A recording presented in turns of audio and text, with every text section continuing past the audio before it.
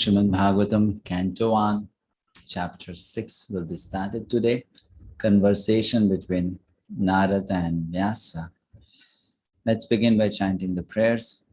Om Ajnana Timirandasya Jnananjana Shalakaya Chakshurun Militam Yena Tasmai Shri Gurave Namaha Shri Chaitanya Manobhishtam Sthapitam Yena Bhutale Swayam Rupaha Kada Mahyam Tadati Swapadantikam Vandeham Shri Guru Shri Yuta Padakamalam Shri Gurun Vaishnavamsha Shri Rupam Sagrajatam Sahagana Raghunathan Vitang Tam Sajivam Sadhavaitam Savadutam Parijana Sahitam Krishna Chaitanya Devam Shri Radha Krishna Padan Sagana Lalita Shri Vishakhanvitanscha Namo Om Vishnupadaya Krishna Prishtaya Bhutale Srimate Bhakti-vaibhava Swamin Iti Namine Namaste Saraswate Deve Gauravani Pracharine Nirvisesha Shunyavadi Paschatya Deshatarine Namo Mahavadanyaya Krishna Prema Pradayate Krishnaya Krishna Chaitanya Namine Gaurtushe Namaha He Krishna Karuna Sindho Dinabandho Jagatpate Gopesha Gopika Kanta Radha Kanta Namostute Tapta Kanchana Gaurangi Radhe Vrindavaneshwari Vishabhano Sute Devi Pranamami Hari Priye Vanchakalpatarurbhyascha Kripasindhubhya evacha Patitanam Bhavanebhyo Vaishnavebhyo Namo Namaha Jai Shri Krishna Chaitanya Prabhu Nityananda Shri Advaita Gadadhara Shivasadi Gaura Bhakta Vrinda Hare Krishna Krishna Krishna Hare Hare Hare Rama Rama Rama Hare Hare Om Namo Bhagavate Vasudevaya Om Namo Bhagavate Vasudevaya Om Namo Bhagavate Vasudevaya Narayanam Namaskritya Naram Chaiva Narottamam Devim Saraswatim Vyasam Tato Jayamudinayet Nashta Prayeshu Bhadreshu Nityam Bhagavata Sevaya Bhagavati Uttama Shloke Bhaktir Bhavati Naishtiki.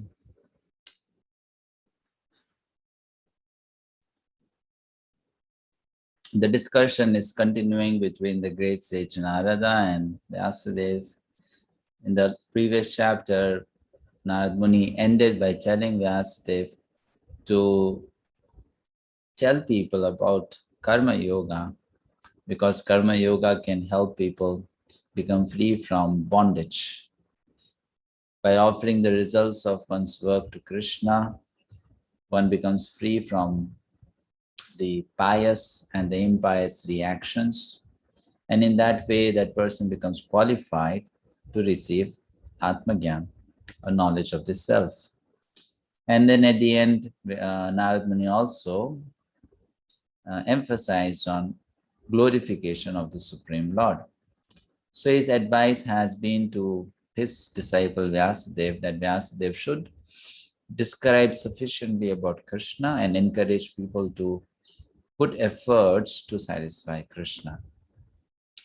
Now, in this chapter, after Narad has thus instructed Vyasadeva, Vyasadeva will make few inquiries from Narad Muni.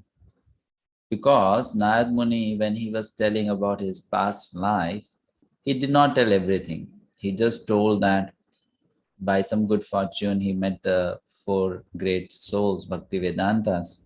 He served them for the period of Chaturmasya, and they, being very merciful upon him, gave him knowledge, and he developed great taste to hear about Lord Krishna. But after that, what happened, he did not tell. So now Vyasadeva will inquire about it.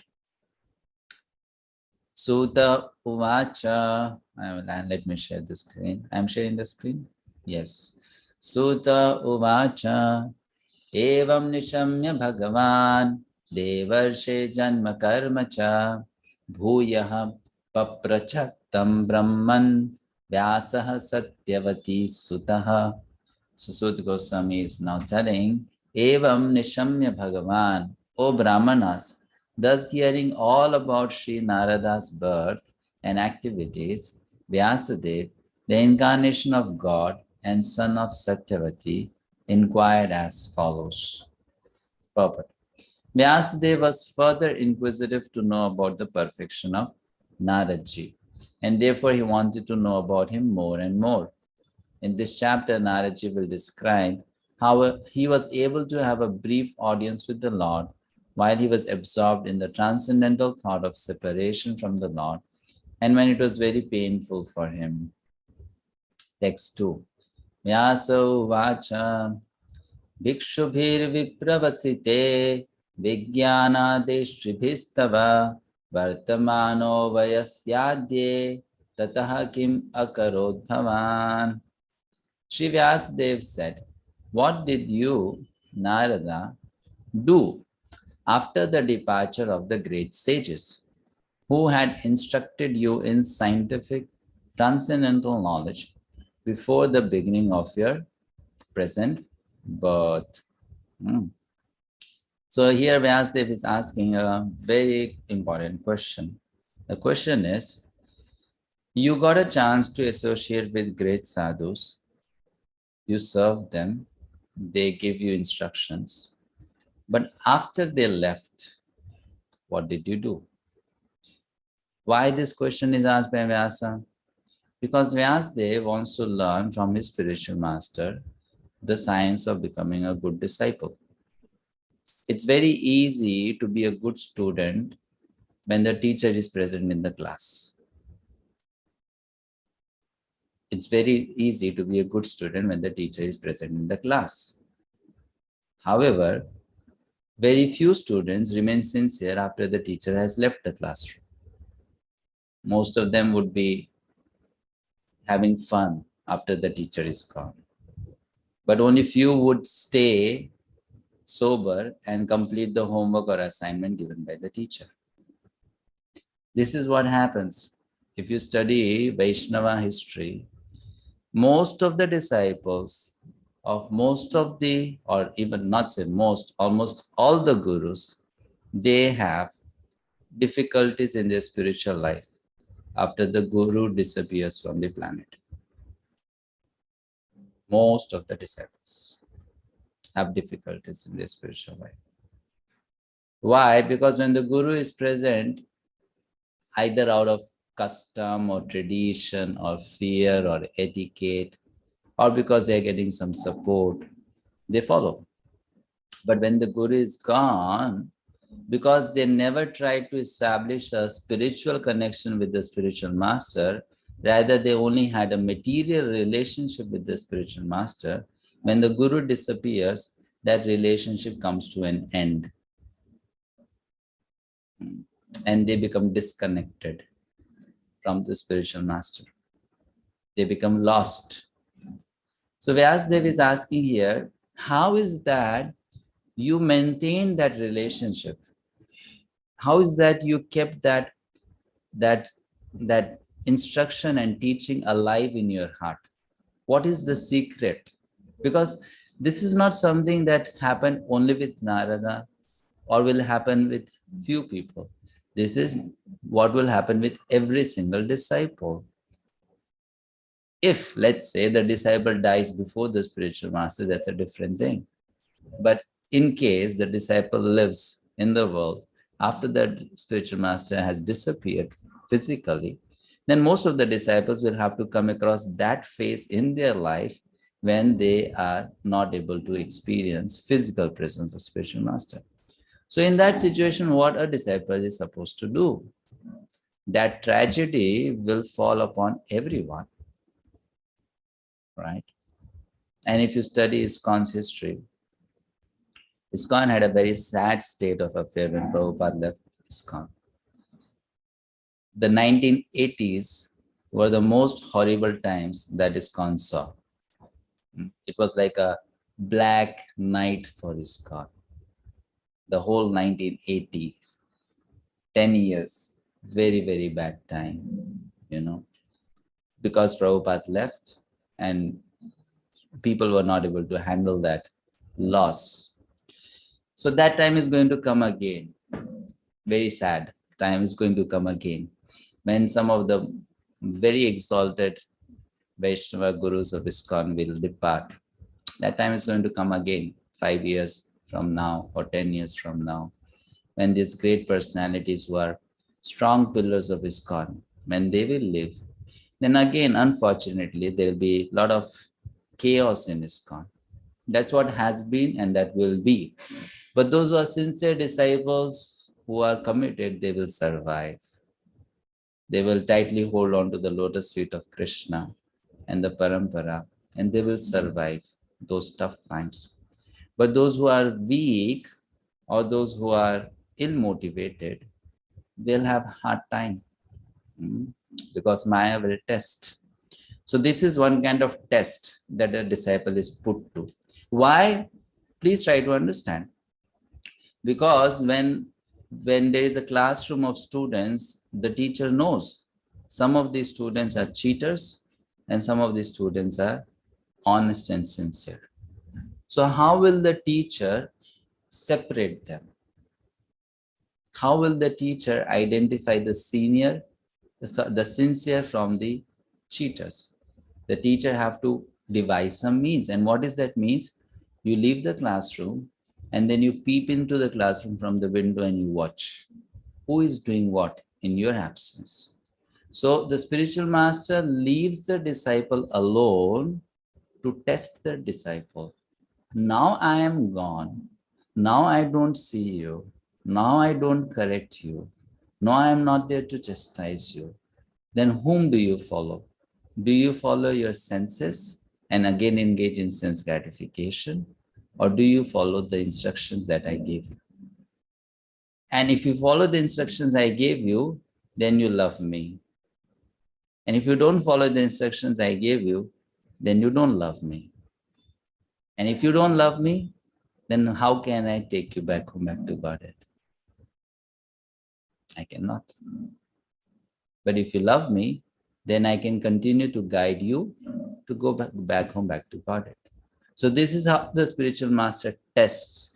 And for those who are very sincere, this separation from the spiritual master becomes a great opportunity to make tremendous progress in Krishna consciousness.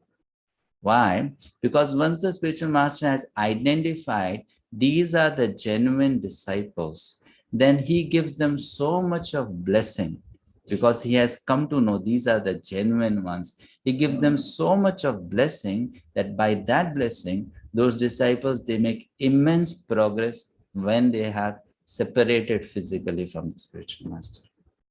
And in that separation, then they are revealed their eternal position in the spiritual world, who they are, where they can become united again with the spiritual master. So this is the plan of the acharyas. This is how they function. And Vyasadeva knows about it. So he's asking Narad Muni, what did you do after your gurus departed? When they left, what did you do? How did you continue to be a follower, a sincere follower? How did you continue to be a sincere follower? So this is something which we should also ask ourselves. Why do I practice Krishna consciousness? Do I practice Krishna consciousness because the society supports me, because my counselors or my Siksha gurus, they're always behind me, or because I'm getting some incentive to practice Krishna consciousness, or this is my individual voluntary choice. No matter what happens, if my family members become an obstacle, if the society becomes an obstacle, even if my Siksha Guru or Diksha Guru falls down, still I will not give up Krishna consciousness. Do we have that kind of determination? Do we have that kind of resolve? If we have, we'll go back to Godhead. If we have, because it's ultimately my choice, my individual choice, totally when I become unaffected by what goes around in anyone's lives. I remember once, it's not related, but I'll tell you something very interesting. I remember once His Grace Gaurang Prabhu was telling, or His Grace Radheshyam Prabhu, I'm not sure who was telling. So he was giving a class to a group of brahmacharis, motivating them to continue practicing brahmacharya throughout life, even if it's difficult. So he was telling them that when I joined brahmacharya ashram, I made this resolve that even if all the brahmacharis, they leave the ashram, I'm not going to leave.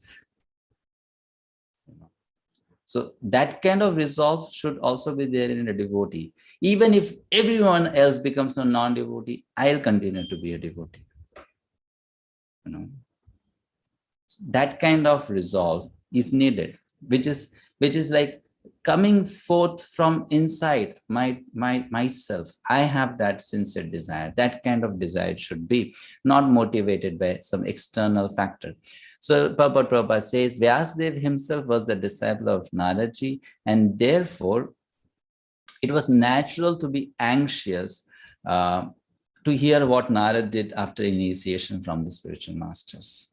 He wanted to follow in Narad's footsteps in order to attain to the same perfect stage of life. This desire to inquire from the spiritual master is an essential factor to the progressive path. This process is technically known as Sadharma Pricha. So this is natural. We should be very eager to know from other devotees how they are making success in their Krishna consciousness, how they are progressing in their Krishna consciousness, how they are facing the obstacles and challenges and winning over them in their Krishna consciousness, and take inspiration from them, learn from them, inquire from them. Just like if you want to be a good businessman, you would like to know from other businessmen how you are making money. Can you please give us some tips, some guidelines? Likewise, someone who wants to make progress in Krishna consciousness, that person, when he or she meets a good devotee, should ask that devotee, how are you chanting your japa? How are you reading the books? How are you doing seva so nicely? What inspires you? How are you controlling your senses? How are you developing good qualities? And then learn from that person and apply in one's life. So this is the science. Next verse. Swayam bhuvkaya vritya vartitam te param vayaha katham chedam udasrakshihi kale prapte kalevaram. O son of Brahma, how did you pass your life after initiation? And how did you attain this body, having quit your old one in due course, right? So now he's saying, O son of Brahma, Narad is the son of Brahma. How did you pass your life after initiation? What initiation did Narad get? Did he went through some ceremony of initiation? No, he went through the process of initiation. There was no ceremony, but there was a process. He got the knowledge from the sages. That's the process of initiation. So there was initiation. So how did you pass your life after initiation? And then he's saying, how did you attain this body, having quit your old one in due course? Now, this is a very interesting question. At present, when Narad is standing in front of Vyas, he is having a transcendental body. He is having a body which can go anywhere without restriction. It can go to heaven, hell, Vaikuntha, Goloka, anywhere. No restriction for Narad. He is a free travels man. He can travel anywhere, right? So Vyasa is saying, past life, you had such a fallen birth. You are the son of a maid servant. In the present life, you are the son of Lord Brahma. and you have such a transcendental body. I mean, so much of promotion, such a huge promotion from the body of a maid servant's son to the body of son of Brahma. And that also, that kind of body which can travel anywhere in spiritual world and material world. What did you do to make that kind of success in your life? That's the point. What is that helped you gain so much of perfection? Such a huge amount of change. Just by karma, one cannot have so much of promotion. But here Narada went through huge promotion. So how did that happen? Sri Narad Muni in his previous life was just an ordinary maid servant's son. So how he became so perfectly transformed into the spiritual body of eternal life, bliss and knowledge is certainly important. Sri Vyasadeva desired him to disclose the facts for everyone's satisfaction. Prakalpa vishayam etam smritim te munisattama nahi esha vyavadhat kala esha sarva nirakritihi. O great sage, time annihilates everything in due course. So how is that this subject matter, which happened prior to this day of Brahma, is still fresh in your memory, undisturbed by time? Now, fourth thing is asking that time destroys everything, including memory. So how is that you remember your past life, and not past life from some few hundred years ago? It's past life in the past day of Brahma. A long, long time ago, it happened. How is that you remember everything so exactly, which is humanly impossible? People can't remember from the past life so much, but your memory is undisturbed by time. How is it that? How is it possible? So he's asking these very interesting questions. As spirit is not annihilated even after the annihilation of the material body, so also spiritual consciousness is not annihilated. Sri Narada developed this spiritual consciousness even when he had his material body in the previous kalpa. Consciousness of the material body means spiritual consciousness. Expressed through the medium of a material body. This consciousness is inferior, destructible, and perverted. But super consciousness of the supra mind in the spiritual plane is as good as the spirit soul and is never annihilated. Next verse. Narada Uvacha. Now Narada begins to answer the questions. Bhikshubhir vipravasite vijnana deshubhir mama vartamano vayasyadye tata etat akarasham. Sri Narada said, the great sages who had imparted scientific knowledge of transcendence to me, Vijnana, wherever there is the word Vijnana, Srila Prabhupada sometimes translates that as scientific knowledge. Scientific, why? Because it is experience, Vishesha Jnana. Distribhir mama, Vartamano vayasyadya tata etat akarasham. The sages departed for other places, and I had to pass my life in this way. In his previous life, when Naraji was impregnated with spiritual knowledge by the grace of the great sages, there was a tangible change in his life, although he was only a boy of 5 years. That is an important system visible after initiation by the bona fide spiritual master. Actual association of devotees brings about a quick change in life for spiritual realization. How it so acted upon the previous life of Sri Narad Muni is described by in this chapter. So this is very important line actually, and we should note it well. Actual association of devotee brings about a quick change in life for spiritual realization. This is true. If we do sadhu sangha with a genuine sadhu, and we are also sincere, then the amount of time it will take for transformation is not much. So if it's taking years and years and years and still people are not changing, it means either we are not associating with genuine sadhus or we are not sufficiently sincere. Either two things. Either those whom we think are genuine, they are not so genuine, or we are not so sincere. But if the sadhu is genuine and I am sincere, then lava matra sadhu sangha sarva siddhi hoy. Just a moment's association brings the transformation. because they are very potent, they are very powerful. It's not that I'm so impure, so impure that it will take ages and ages and ages for me to transform. Krishna is like Surya, sun. You bring any amount of impurity in front of the sun, sun can immediately remove all the impurities. That power sun has, right? So this thing is for self introspection. Actually, if we see that our progress in Krishna consciousness is very slow, then we should deeply inquire, where am I going wrong? Am I actually doing real sadhu sangha, or am I just doing superficial sadhu sangha? You know, am I really sincerely approaching this association of sadhus, or I'm just doing it as a social custom? In India, it's a big problem. People, they take to spirituality, but they take to spirituality in a way as if it is just something you have to include in your life because you are a Hindu. So you have been doing it before. So you are doing it before in some way. Now you joined in ISKCON, so you are doing it in a different way. But the attitude is almost the same. It's more of a religious, mentality than actually being a sincere inquirer of the truth.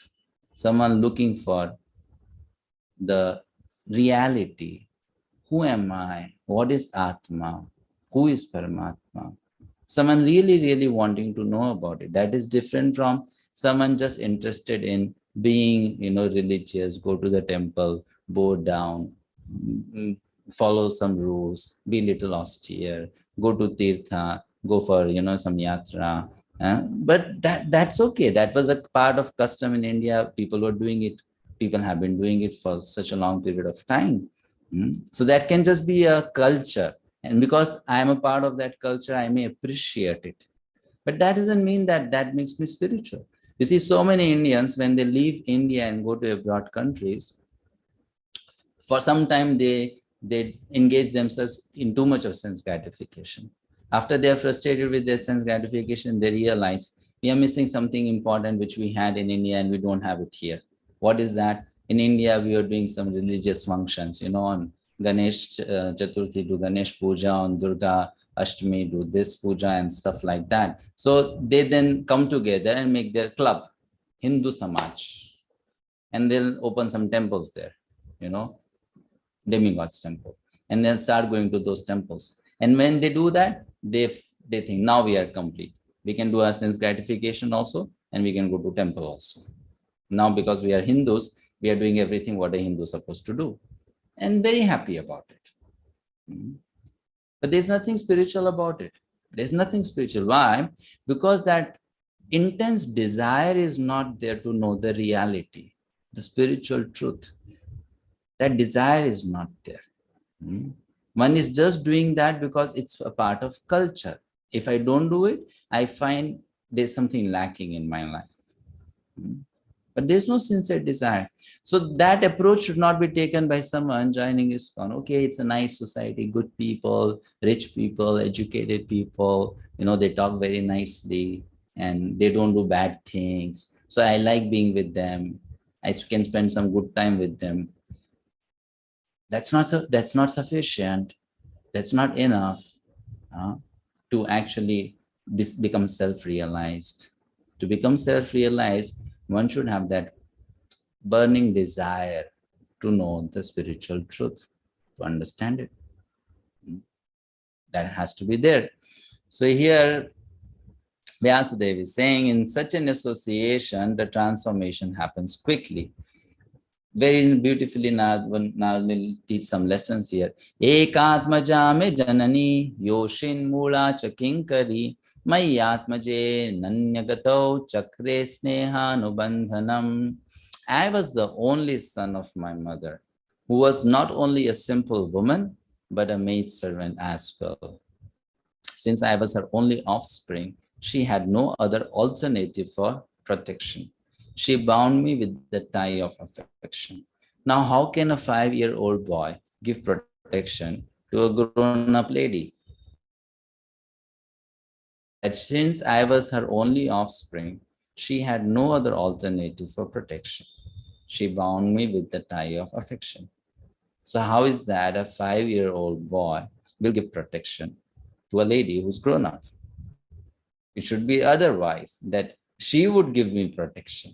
But he's saying, I was the only alternative for protection for her. Why is he talking like that? Because he understands the psychology of a woman. He understands. What is the psychology of a woman? A woman always seeks security. That's natural for her because of the kind of body she has, the kind of mind she has. She seeks security. She seeks shelter. So the scriptures say when she's a child, she finds that shelter in her father. When she grows up, then she finds that shelter in her husband. And then further, when she grows old, she finds that shelter in her grown-up children, grown-up sons. She feels safe, basically. The shelter means she feels safe, protected, that if any danger comes to me, these people are there who can help me, who can protect me. That's natural. There's nothing wrong about it. I mean, if that's the nature what Krishna has given to someone, what's wrong about it? That has come with the body. So a woman always feels more happy, more protected, more secure when she has someone in this role around her, who can take that responsibility. That's why you must have seen, you must have noticed that most of the women who don't have this shelter, they're miserable in life, right? They are always in so much of anxiety. They get into depression. They are frustrated. I've seen this. They may not accept it, but I've seen this, that those who don't have this kind of shelter, nowadays, this is increasing, when we have this divorce cases happening, so many divorce cases, and then there's no one to look after them. They have to themselves manage everything. You can see sometimes they get really, really, really frustrated, that there's no one for me. There's no one to help me. And in those situations, then sometimes they enter into wrong relationship just because they want that security, that shelter. It happens because that's the need of the body and mind. That's how that whole system has been designed. So here, though that boy was 5-year-old, that boy was giving that feeling of security to the mother, that I have someone. Even if that person is just 5-year-old boy, I have someone, I have someone. So that boy is thinking that because she identifies so strongly with this relationship, that this son is mine and he can give me security, or he can help me, he can support me, she invested her emotions also a lot in that relationship. She invested a lot of emotions in that relationship. So now they're saying that was a tie, a material tie, of affection. And it was difficult for him to break that tie. So what happened? What did Krishna do? We'll read about that. Sa svatantrana kalpasit yoga shemam mamechati ishasya hi vashe loko yoshadharum yatha. She wanted to look after my maintenance properly, but because she was not independent, she was not able to do anything for me. The world is under the full control of the Supreme Lord. Therefore, everyone is like a wooden doll in the hands of a puppet master. Text 8. Aham chatat brahma kule ushivam stat upekshaya digdesha kala vitupanno balakaha panchahayanaha.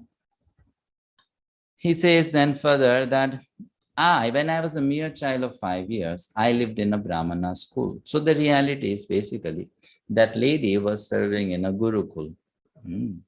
And she was a servant in the Gurukul. So there were teachers there, there were other students there. But because she was a Shudrani, her son did not get admission into the Gurukul to become a student there.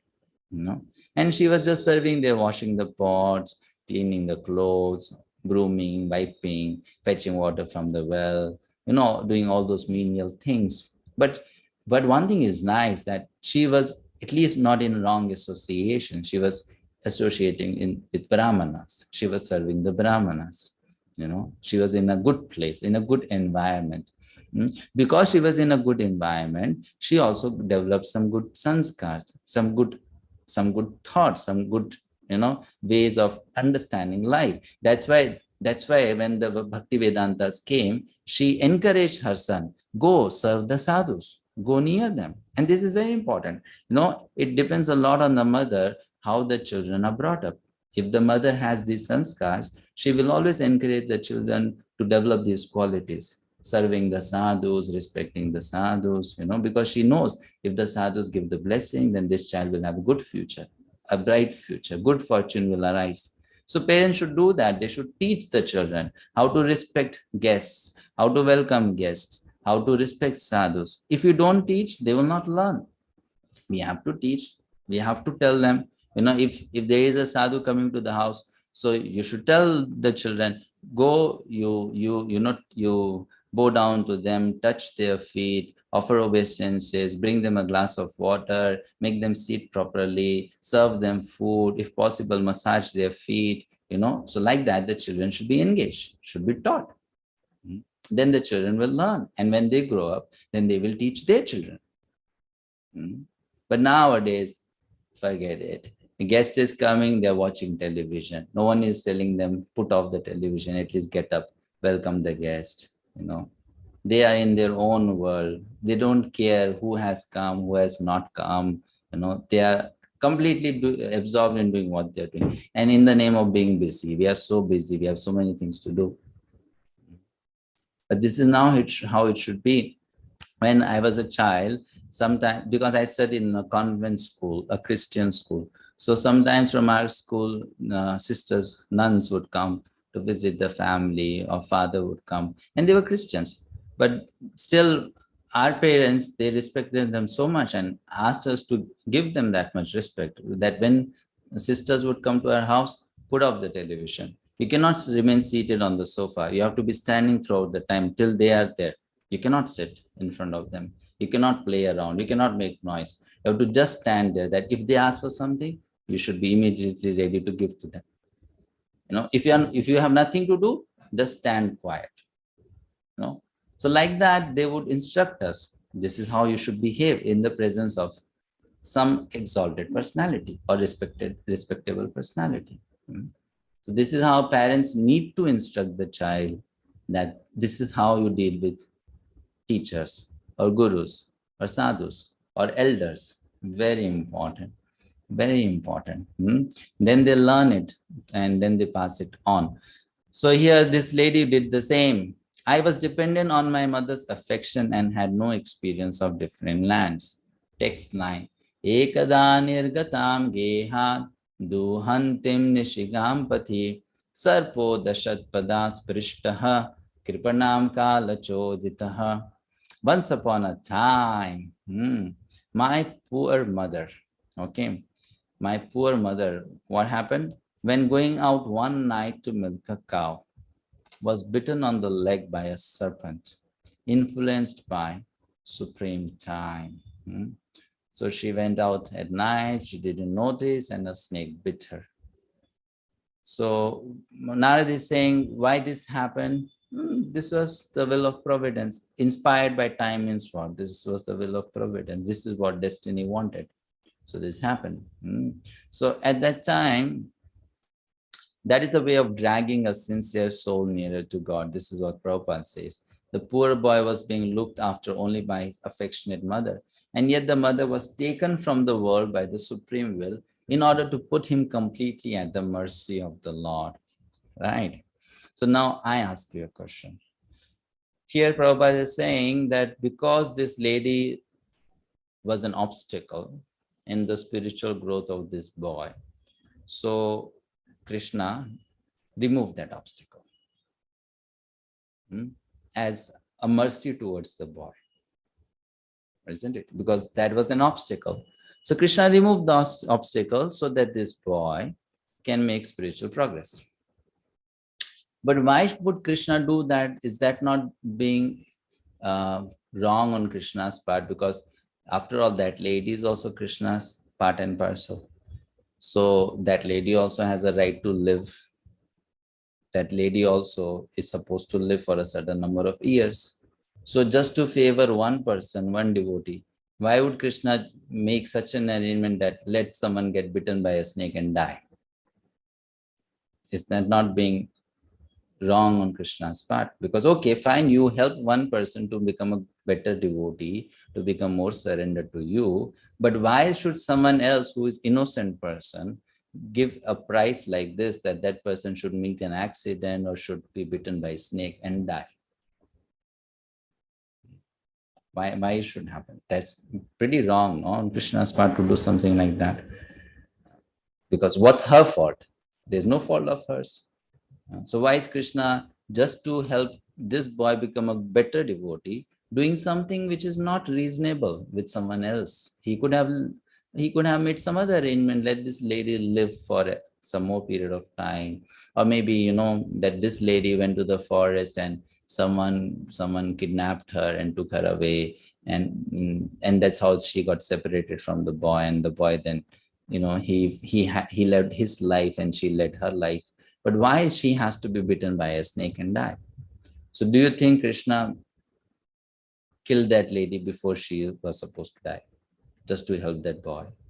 And if Krishna did not kill that lady before she was supposed to die, if it was what was supposed to happen anyway by will of providence, then why is Prabhupada calling this as a mercy of Krishna towards that boy? Because if that is what was destined to happen, how can you call it mercy? Mercy means there is an interference of yours, then you call it mercy.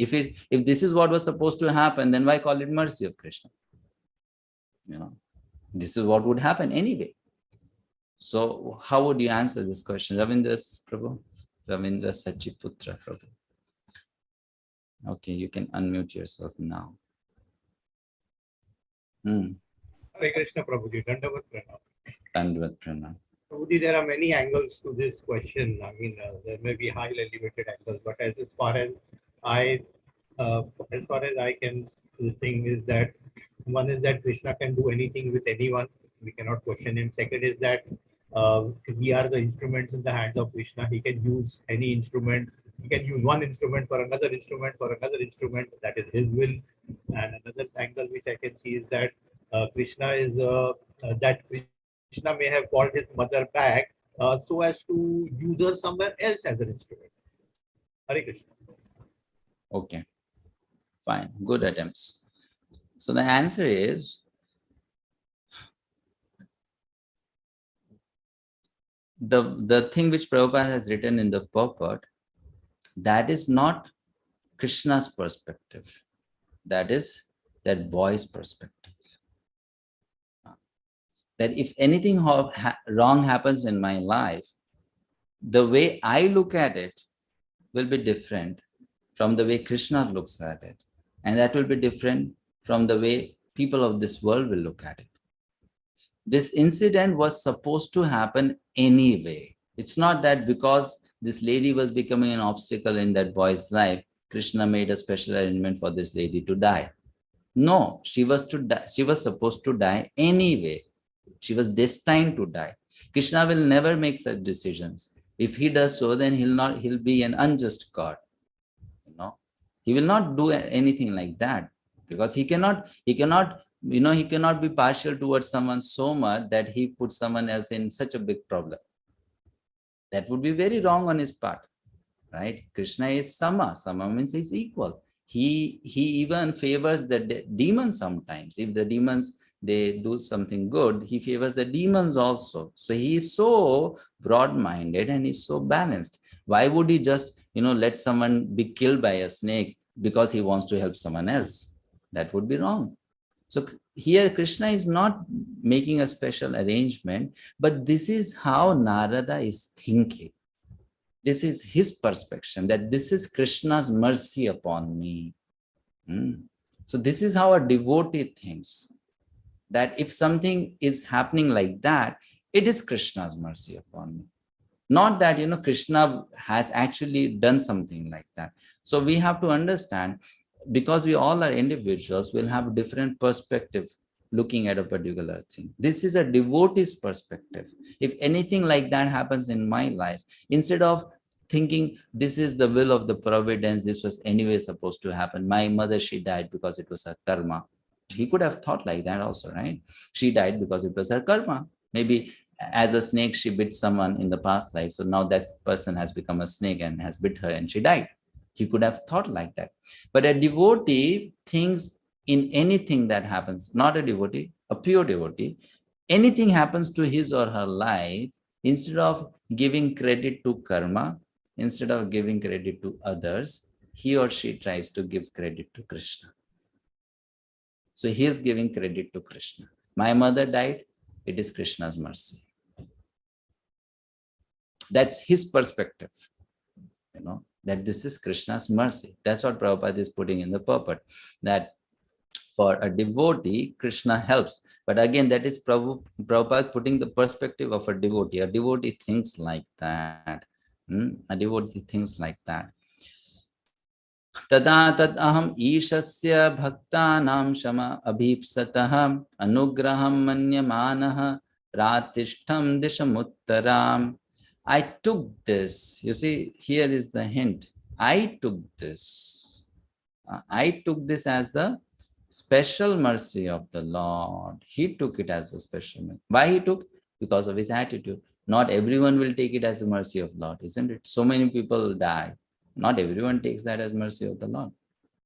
He took it as the mercy of the Lord because of his consciousness, who always desires benediction for his devotees. And so thinking, I started for the north.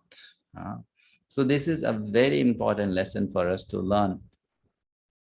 How do we experience our Krishna consciousness? Not depends so much on the experience, but depends on our consciousness. It doesn't depend so much on the experience, but it depends on our consciousness, how we take that experience, right? So sometimes people think, I need to have a different experience, then I'll enjoy Krishna consciousness more.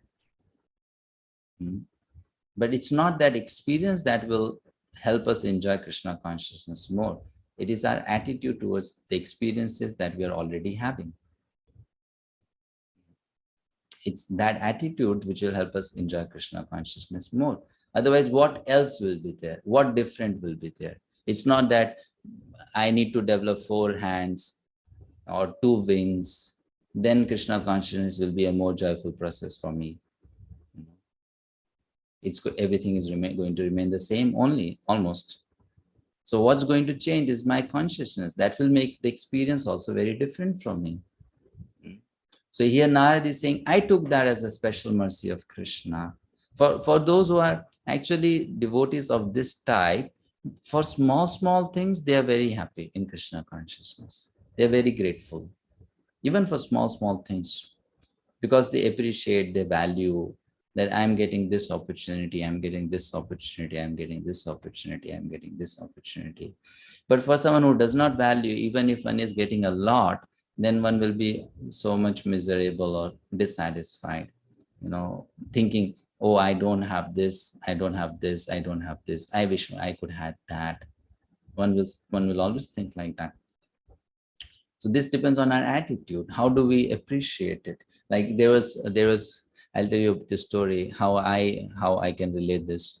When Srila Prabhupada went to America, he encouraged both his lady disciples and male disciples with so many responsibilities. He was actually very, very liberal, honestly speaking. He encouraged both male members and female members equally. He gave them equal rights, so to speak, because he saw that's the culture in America. They believe in this kind of equality. So Prabhupada accepted it and encouraged it. So he made the female disciples also sing kirtans, give classes, be leaders, manage, preach, travel all over the world, distribute books. Literally what a sannyasi is supposed to do traditionally, he made his female disciples also do such things. Go to the altar, offer worship, all those things. But then in class, he would speak, women are less intelligent and stuff like that, because he would quote Chanakya Pandit. So sometimes his female disciples felt a little offended, and he would approach Prabhupada, and they would get confused. Prabhupada in class, he tells women are less intelligent, but then when it comes to practical behavior, he gives us equal responsibilities and, equal opportunities. So why his speech not matching with his dealings? Because in terms of dealings, he's not pushing us at the back. He's keeping us, opportunities in the front. But when he gives a talk, then he talks about all these things.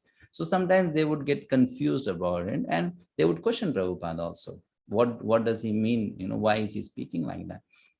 So one of his disciples, Yamuna Mataji, Her Grace Yamuna Mataji, she once asked Prabhupada about it.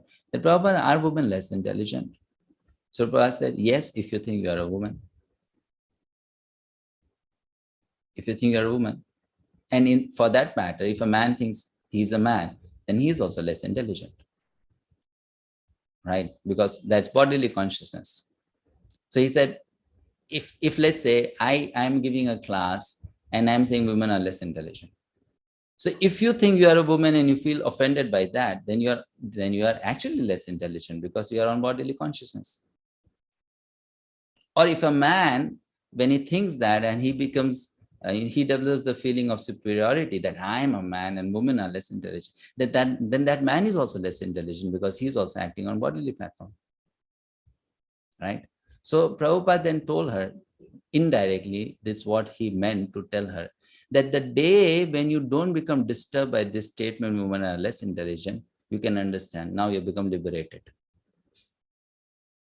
Because you have gone beyond that bodily consciousness. Now you don't identify with that. Right? You don't identify with that. So now you have become liberated. So Yamuna Mataji understood that. Okay, there is a deep message to it.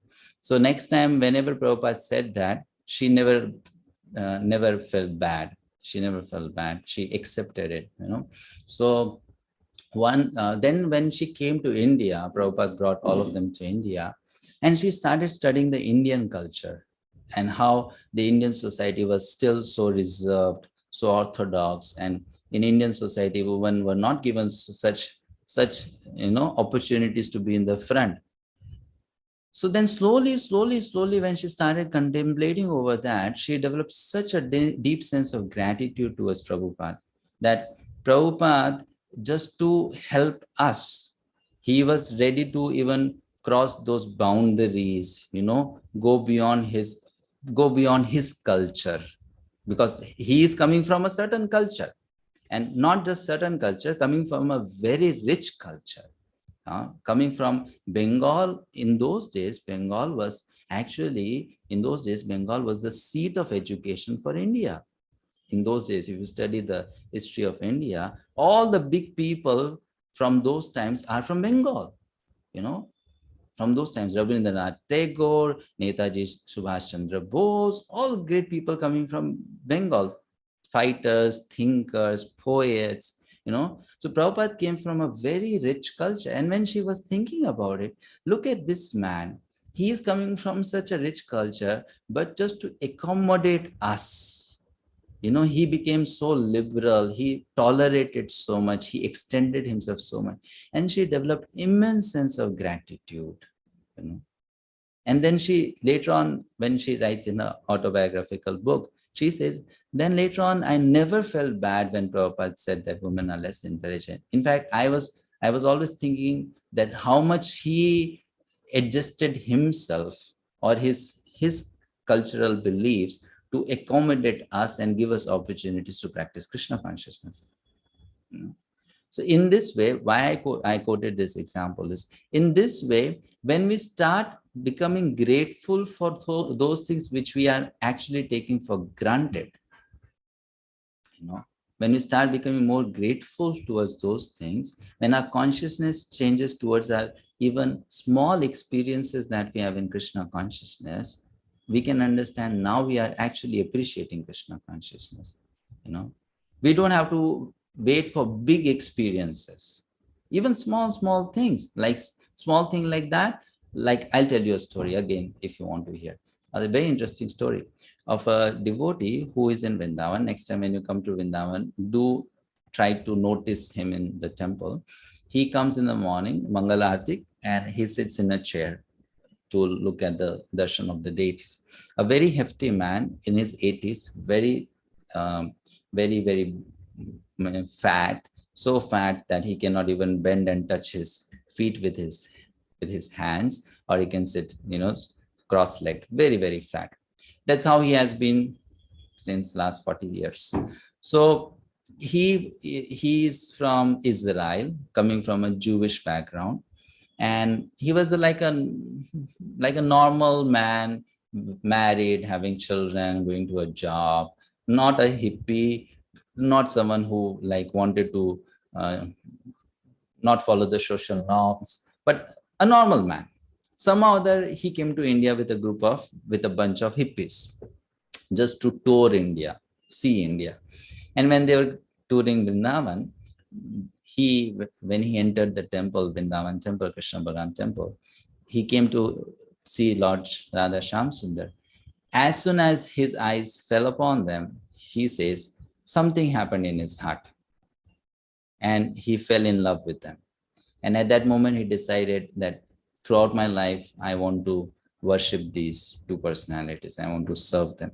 So he stayed in the temple. He started taking training from another wonderful devotee in Vrindavan temple. His case, Vibhu Chaitanya Prabhu, whose samadhi is there. If you go to Goshala area, his samadhi is there. He was a brahmachari, and he loved Radha Shyam Sundar so much. Prabhupada gave him this seva: you will cook for Radha Shyam Sundar till you die. And that's what he did. Till he died, he cooked for Radha Shyam Sundar. So he learned from him how to serve Radha Shyam Sundar. And he became so attached to Radha Shyam Sundar, this particular devotee whose name was Sholomo. So after some time, then he had to go back to his country. His family was not favorable for his practice of Krishna consciousness. He was struggling badly. He was intensely praying to Krishna that I want to go back to Vrindavan, I want to stay in Vrindavan, I want to see you. And Krishna made that arrangement. So he came to Vrindavan. Now he's living in Vrindavan. He's 80 years old. But his situation is so that the house in which he lives, which is not very far, maybe 50 meters or 80 meters from the temple, just to climb down from the floor where he stays to the ground floor of the building, it takes him 20 minutes. Because he walks with crutches. And to walk from that building to the temple, like he describes, it takes long time, because he walks like a snail. And then he comes all the way to the temple because he's so old and he cannot stand for such long period of time. We have all this crowd who is standing in the front. He cannot see the Lord. So he'll go and sit in the back. And he'll watch the deities through the screen, which is put on the wall, waiting when will Radha Shyam Sundar come on the screen. And when Radha Shyam Sundar comes on the screen, then his eyes go big and he has a beautiful smile on his face that his mission is accomplished for today. He got to see Radha Shyam Sundar. And then he says, this one thing makes me the happiest person on the planet. I don't want anything in my life. This is what I want. That every day I can see Radha Shyam Sundar. Nothing else I want. No. Nothing else. And for that he pays the price of dressing himself up. You can imagine he's 80-year-old brahmachari, no one to actually care for, no one to cook for him, no one to wash his clothes or help him put those clothes. He has to do all by himself. But then doing all that for a small thing. What is that? Get one glimpse of Radha Shyam Sundar. But why is he happy? Because he's grateful for that small thing, which is a very small thing. But he's very grateful for that. And he says that when I get up in the morning and I'm just thinking who I was, in which country I was born, and what sinful life I was living, and what kind of, rubbish friends I had. And now when I see I am in this dham, in this Vrindavan Dham, I'm still alive and I get a chance to spend one more day in this Dham, I'm thinking I'm the most fortunate person on the planet. So when I read about this, I was thinking, do all the people in Vrindavan think like that? Not all. Not all. Some here think, when I can go to America, because here I don't make sufficient money. When I can go to America.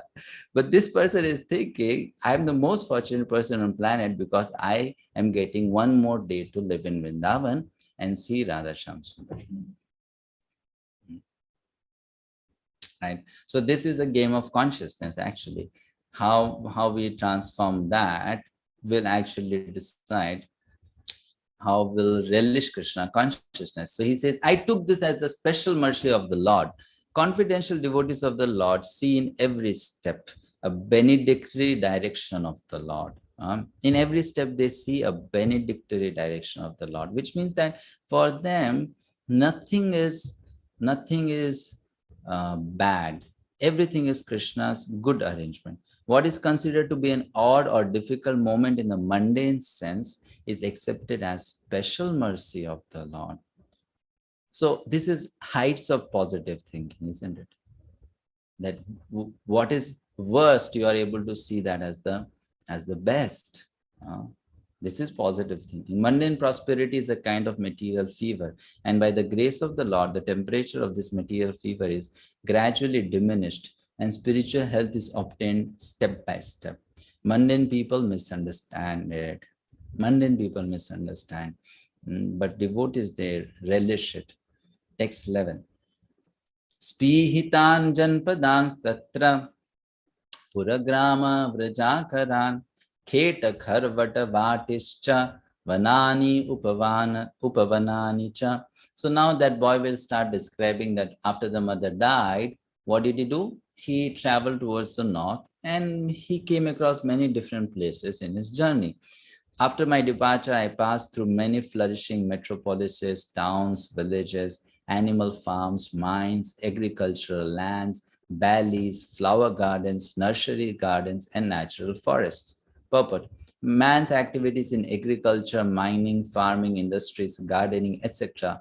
were all on the same scale as they are now, even previous to the present creation. And the same activities will remain as they are even in the next creation. After many hundreds of millions of years, one creation is started by the law of nature, and the history of the universe repeats itself practically in the same way. The mundane wranglers waste time with archaeological excavations without searching into the vital necessities of life.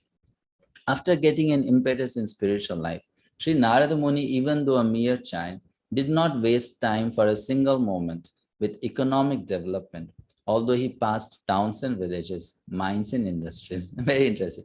Narad could have thought, let me stay in this town, make some gold, and then after that I can move and then take sannyas. Let me enjoy life a little bit.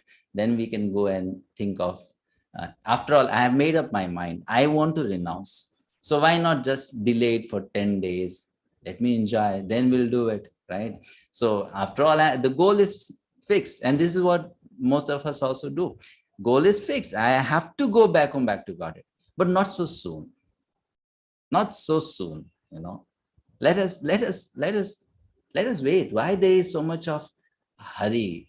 Anyway, we are going, no? So why so much be so eager, right? Let us go slowly. Anyway, we are going there. So Narad could have thought, what a wonderful opportunity, nice houses, and so much of money is there. Let me also try to, because you see, he had not experienced those things. He was the son of a maidservant. When you have not experienced something in life, there is always a curiosity. I have not tried this. Let me try. Let me try. Maybe it will give me some pleasure, some good experience. But he checked those temptations. He checked those temptations, right? It's very important. Sometimes some devotees tell me when they go abroad, they travel out of India. So the people who host them, they will ask them, So Prabhu, Monday this program, Tuesday this program, Wednesday this program, and Thursday this program. And Friday, we would like to take you on a tour of this country or this city, because this city is different from where you are coming from. So you'll have some good experience. So this is how mundane people think. Some good experience, because this is a different city. So different kinds of buildings, different kinds of cars, different kinds of roads. But that's all mundane. There's nothing new about it. What's so new about it? No, nothing new about it. A devotee should not become carried away by such ideas or notions. In this material world, it's the same everywhere. Everywhere, it's the same. There's nothing new. And we don't have to try things to get a different experience. It's all the same. All the same. Nothing new. So Narada, he checked those temptations. He did not get carried away. Though he passed through all these places, he did not get carried away. His goal was fixed. I need to go to a place where I can peacefully practice what I learned from my teachers, spiritual masters. So he passed through. He continually went on to progressive spiritual emancipation. Srimad-bhagavatam is the repetition of history which happened some hundreds of millions of years ago. As it is said herein, only the most important factors of history are picked up to be recorded in this transcendental literature. Text 12. Chitradado vichitradrin iva bhagna bhujadruman jalashayan chivajalan nalinihi surasevitaha chitrasvanahi patrarathe vibhramat bhramarashiyaha. I passed through hills and mountains full of reservoirs of various minerals like gold, silver, and copper, and through tracts of land with reservoirs of water filled with beautiful lotus flowers, fit for the denizens of heaven, decorated with bewildered bees and singing birds. So he's explaining that he saw very beautiful things. He saw very unpleasant sights also, must have seen. The urban area, the remote area, right? All kinds of different people. He must have seen all of that. Nalavenu sarastanba kushaki chaka gahvaram eka evatiyato adraksham vipinnam mahat ghoram pratibhayakaram vyaluluk shivajiram. I then passed alone through many forests of rushes, bamboo, reeds, sharp grass, weeds, and caves, which were very difficult to go through alone. I visited deep, dark, and dangerously fearful forests, which were the play yards of snakes, owls, and jackals. Which means what? If he passed through them all alone, it means this person became free from fear. Then only he could pass through. Otherwise, why would he pass through? He would just turn around and go back. But he passed through. Means he did not have fear. He was ready for it. He was marching on and on and on. So how is that possible? That is possible when someone is free from material desires. Then a person exhibits such qualities. Fearlessness comes. So he was free from those desires, so he was fearless. He did not have even the desire to survive. So even if there are snakes around, there are jackals around, no problem. He was marching on.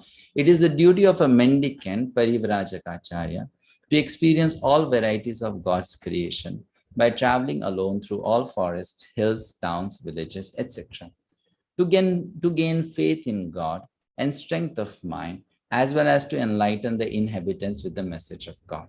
Now, this is such an important line. So much we can learn from it. Prabhupada is saying, though he's saying for Parivrajaka, we can draw a general principle from it. Then he's saying that for Parivrajaka means it's the third order of sannyas. In sannyas, there are 4 stages. So Parivrajaka is the third stage, which means a sannyasi should travel around and by himself, all alone. So he says 3 things happens by doing that. One gains faith in God, one gets strength of mind, and one is getting opportunities to tell people about the message of God.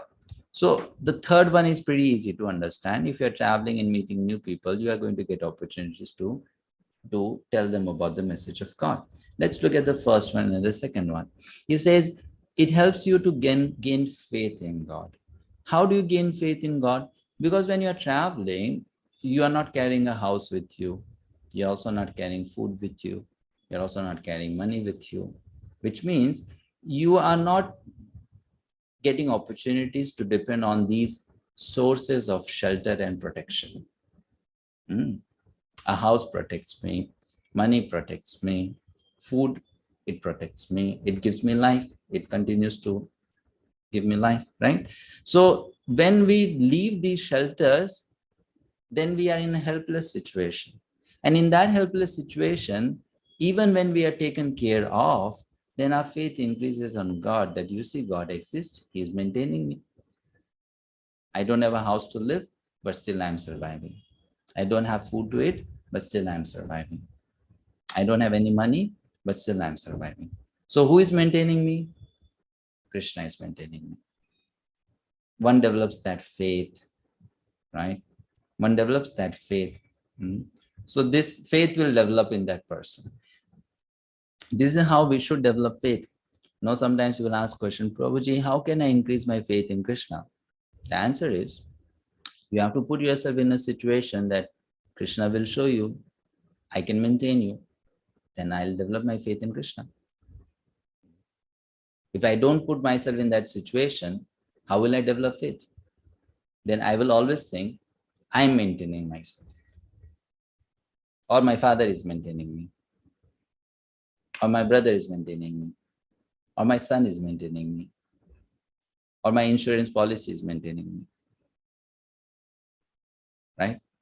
So how will I develop faith that Krishna is maintaining me?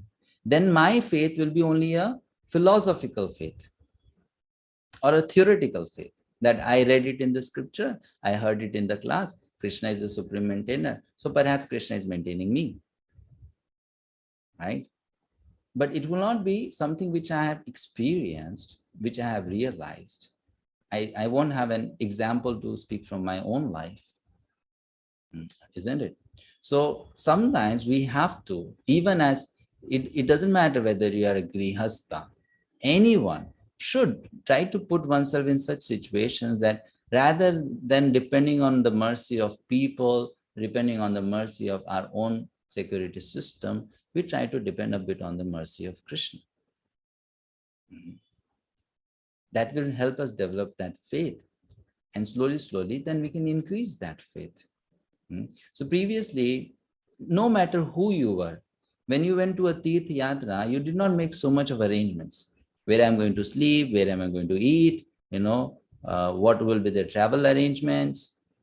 You did not make so much of plan. You just went there depending on Krishna. That He will provide a place to sleep. He will provide food to eat. He will make the plans. So when people went there, they got experience. When they came back from the Tirth Yatra, it was not just a picnic. It was actual spiritual rejuvenation by developing experience of Krishna's interference in one's life. Nowadays, what happens is we go for yatras, and it's good, we should go for yatras in devotees association, but those yatras just become a spiritual picnic. That you go to a different place and you'll have a different kind of darshan there because there is a different deity there, and you hear some Krishna katha, and you eat some nice prasadam, you meet your friends, devotee friends, have some good time with them. So it's like a break from a very, very boring or tiring materialistic life, a good break. But then, does it give us that much spiritual credit and realization which a yatra or a visit to a holy place should bring? It doesn't. Why it doesn't? Because we don't really know how to go for a Tirtha Yatra. We don't really know how to go for a Tirtha Yatra, so it doesn't bring that much benefit also, right? So how it should be? Of course, it's Kali Yuga, so we have to make arrangements. But then let the organizers make the arrangement. Those who are participating in the yatra, they should not worry. What will be the food? What kind of accommodation will I get? Let the organizers do that for you. And you depend on the mercy of the organizers, right? And don't think so much about in breakfast, will I get idli sambar only or will it be paratha? And at night, will I get sumptuous dinner or only milk? With milk, I have to survive. In my accommodation, it will be 2 bed or 3 bed, and will there be AC also there? No.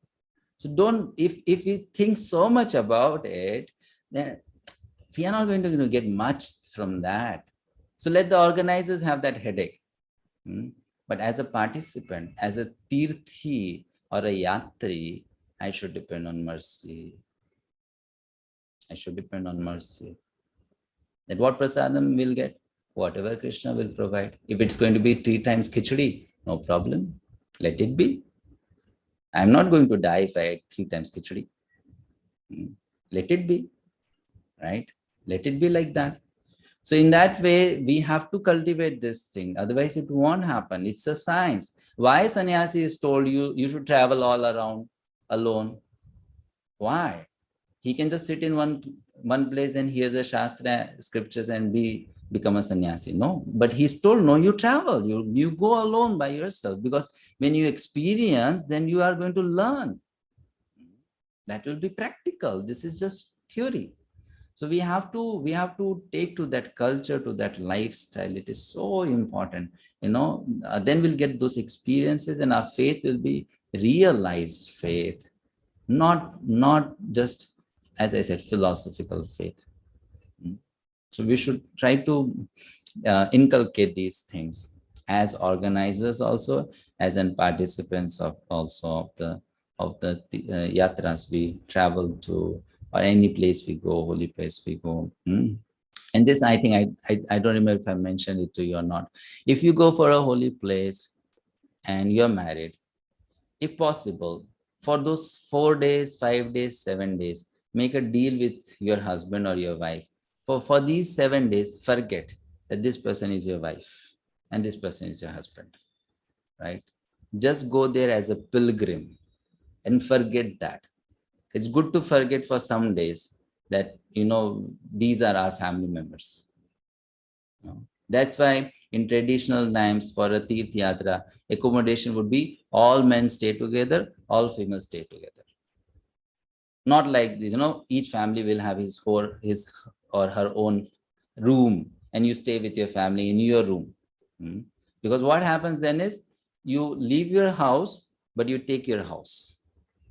You take the whole consciousness with you. And in the Tirth Yatra place also, this is my son, this is my daughter, prasadam for my son, prasadam for my daughter, prasadam for my husband. Same consciousness. Same consciousness, right? So scriptures say, forget, ladies together, gents together. You stay with ladies, you stay with gents, and you forget that you have a husband and you have a wife, at least for 7 days. And absorb yourself in sadhu sangha. So these are scientific things, actually. If you practice it, we'll see the benefit also. And these are scientific arrangements to reform our consciousness. So here it is mentioned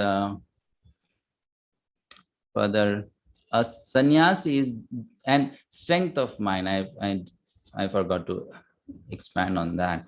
When we travel and we depend on Krishna, it will make us mind very strong, because you'll experience life in unexpected manners. There are chances of coming across dangerous situations. So the mind, it becomes more strong. And this is something which we have to learn as parents or teachers. Try to put your children or your students in situations where things are a little difficult for them. Don't make it so easy for them, because those difficult situations will help them to become mentally strong. Otherwise they'll grow very weak mentally. So hardships are very good in life because they help you to become stronger and stronger and stronger. Now what has happening is people want to make it easier and easier and easier and easier, for the children, for the students, for everyone, because they think that making it easier means it's seva. It's not seva. We are actually causing damage to them. We are not letting them grow to their fullest potential, which they can. If we become little more mature in understanding that hardships are good, difficulties are good, sense gratification is not so healthy. This has to be understood. So here, this makes the mind strong, traveling, meeting different people from different culture, right? A sannyasi is duty bound to take all these risks without fear. And the most typical sannyasi of the present age is Lord Chaitanya, who traveled in the same manner through the central Indian jungles, enlightening even the tigers, bears, snakes, deer, elephants, and many other jungle animals. In this age of Kali, sannyas is forbidden for ordinary men. One who changes his dress to make propaganda is a different man from the original ideal sannyasi. One should, however, take the vow to stop social intercourse completely and devote life exclusively to the service of the Lord. The change of dress is only a formality. Lord Chaitanya did not accept the name of a sannyasi, and in this age of Kali, the so-called sannyasis should not change their former names, following in the footsteps of Lord Chaitanya. In this age, devotional service of hearing and repeating the holy glories of the Lord is strongly recommended, and one who takes the vow of renunciation of family life need not imitate the Parivrajkacharya like Narada or Lord Chaitanya, but may sit down at some holy place and devote his whole time and energy to hear and repeatedly chant the holy scriptures left by the great acharyas like the 6 Goswamis of Vrindavan. So here Prabhupada is telling, for the present age of Kali Yuga, it's better that people spend more time in hearing and chanting the holy scriptures. But this is for whom? This is for those who are sannyasis of lower level. Those who are very mature sannyasis, they should definitely travel and preach. But these are for those who are sannyasis practicing to be a good sannyasi, entering just into the sannyasa ashram, which means they have to become very fixed up in their sannyas, and then they can take to traveling and preaching, going beyond traveling alone. So Prabhupada is recommending that here for them. Next verse. Parishrantindriyatmaham trit parito bhubukshitaha snatma pitva hृदे nadya upasprishto gatas brahmaha. Thus traveling, I felt tired, both bodily and mentally, and I was both thirsty and hungry. So I took a bath in a river lake and also drank water. By contacting water, I got relief from my exhaustion. A traveling mendicant can meet the needs of the body, namely thirst and hunger, by the gifts of nature without being a beggar at the doors of the householders. The mendicant therefore does not go to the house of a householder to beg, but to enlighten him spiritually. So, text 15.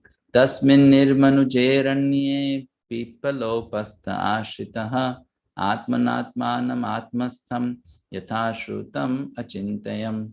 After that, under the shadow of a banyan tree in an uninhabited forest, I began to meditate upon the supersoul situated within, using my intelligence as I had learned from liberated souls. Why he had to travel all the way to find a tree to sit down? He could have found a tree in his own village and sat down below that. If the goal is to sit down a tree and meditate, then just sit down below a tree in the village and meditate. Why travel through cities and mountains, rivers, forests, take so much of difficulties, then find a peepal tree and then sit down below that tree to do meditation? Doesn't it sound like, okay, someone's mic is, doesn't it sound like waste of time going all the way to find a tree? It is not, because when he was traveling, and after traveling, he reached to that place.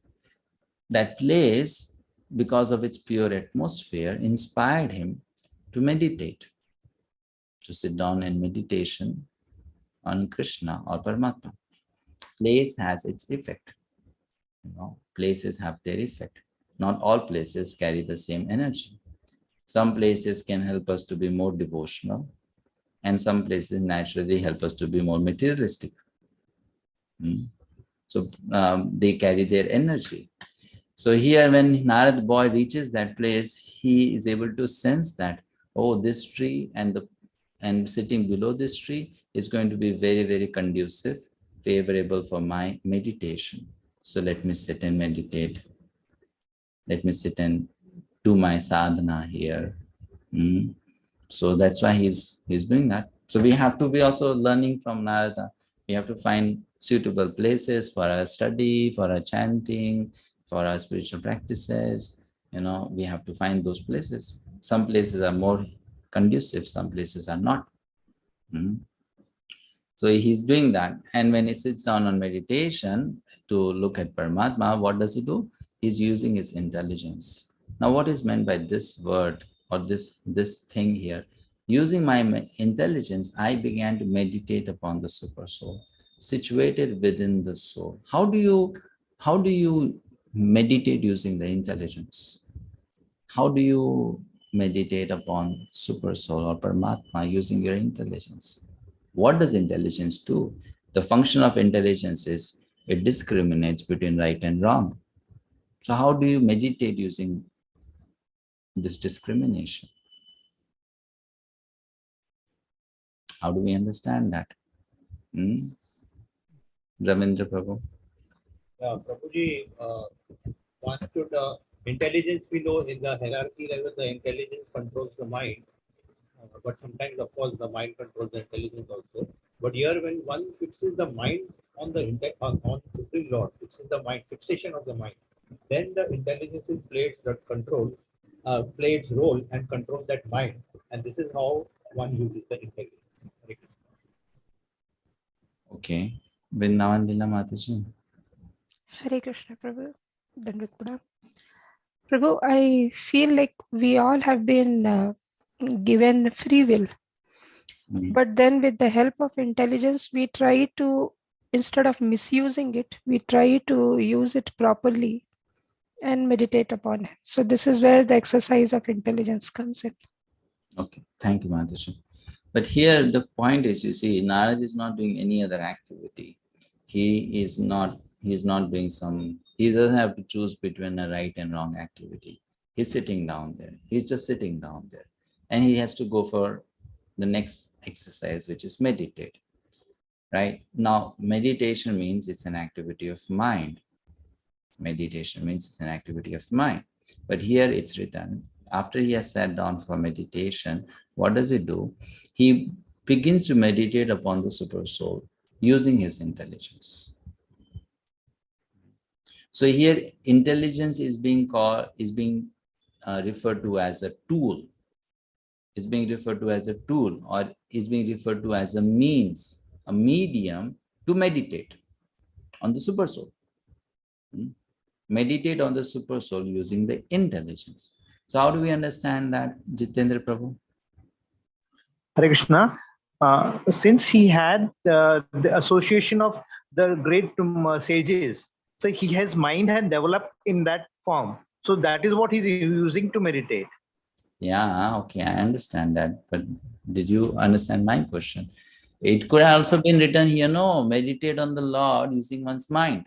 Like you say, developed mind. So meditate on the Lord using one's developed mind. But what is being said is meditate on the Lord using one's intelligence. Using the intelligence. Okay, fine. So using if that would be the thing, then it could have also been written, no, using the instructions received from the Vedantists, or using the guidance, using the direction. But it's being written using the intelligence. His intelligence has got spiritualized by now. Fine, even if it is spiritualized, how do you meditate using intelligence? That's very tough. Yeah. So for us to understand that, we have to go to Bhagavad Gita, chapter 2. In chapter 2 of Bhagavad Gita, Krishna talks about two kinds of intelligence. One intelligence is that which is Vyavasayatmika Buddhi, intelligence fixed on the soul.